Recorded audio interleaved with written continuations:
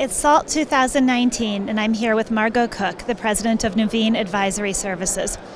So Margo, today there's been a lot of discussion about the broader role that finance should play in society, and I'm curious, what do you think about that?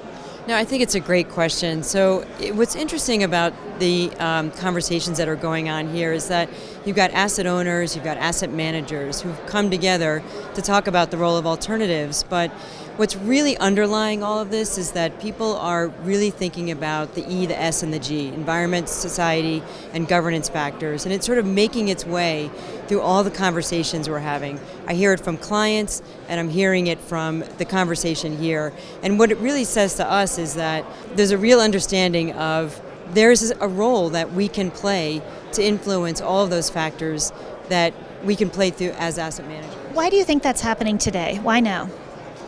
You know, I think it's because there's pressure from a few places. One is there's pressure from the asset owners. So when I go to Europe and I go to Australia, I hear from them that they are saying, hey, there's a place that we can, there's a role that we can play in terms of how we influence how people are managing our money. In Australia, they say we want to retire into a world that we're proud of. And so we want to invest those assets on behalf of their members, their participants, in a way that allows people to retire well. In the United States, we're hearing from millennials, and millennials are saying, you know what, I think the world can be a better place, and we can do that with the assets that are being managed for me. So when they think about how their assets are being managed, they want them managed in a responsible way. So millennials can be a positive force, imagine that. What role specifically do you think alternatives can play?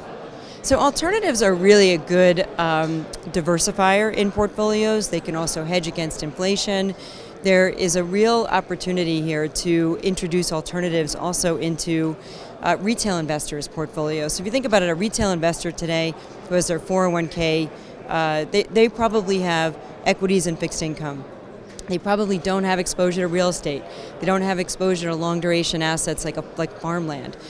That's where I think we can help, collectively can help to diversify those portfolios so that when they go to retire, they don't have to withstand the volatility of the equity market and the fixed income market.